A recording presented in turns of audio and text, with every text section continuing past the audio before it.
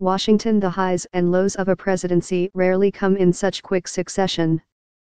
But within hours, President Trump watched as one of his closest former aides pleaded guilty and promised to help prosecutors seek out more targets, then stayed up late to cheer on the Senate as it broke through months of gridlock to pass the largest tax cuts in years.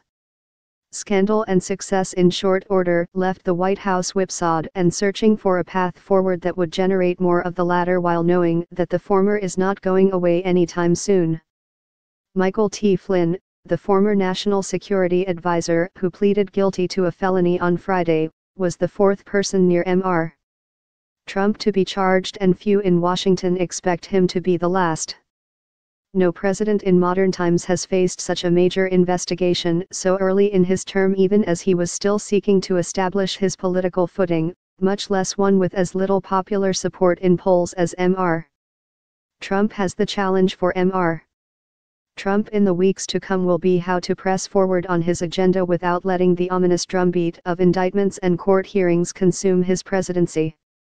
The White House has to continue to operate and cannot be perceived as waiting for the next testimony, the next announcement, or the unanticipated issue, said Tom Griscom, a former White House official who helped President Ronald Reagan recover from the Iran-Contra scandal in the 1980s. The American people wanted to see a president that was engaged and able to move his agenda even with the distraction of an investigation. Initially, at least, Mr. Trump followed that script on Saturday morning, but his restraint did not last long.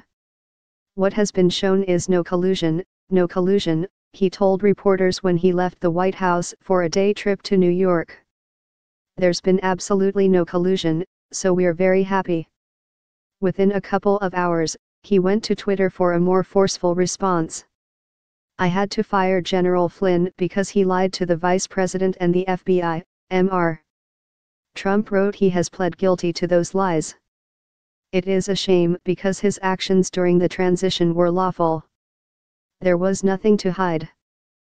And by evening, he was trying to shift attention back to Hillary Clinton. Many people in our country are asking what the Justice Department is going to do about the fact that totally crooked Hillary, after receiving a subpoena from the United States Congress, deleted and acid-washed 33,000 emails, he wrote, referring to email messages that Mrs. Clinton's lawyers deemed unrelated to her government work. No justice. The special counsel investigation into Russia's interference in last year's election has driven him to fits of anger for months, and his staff could hardly be surprised that he would vent that again. From their point of view, his first comments on Saturday at least were not aimed at investigators.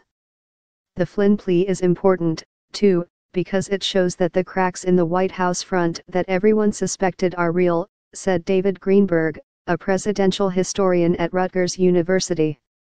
And they may widen.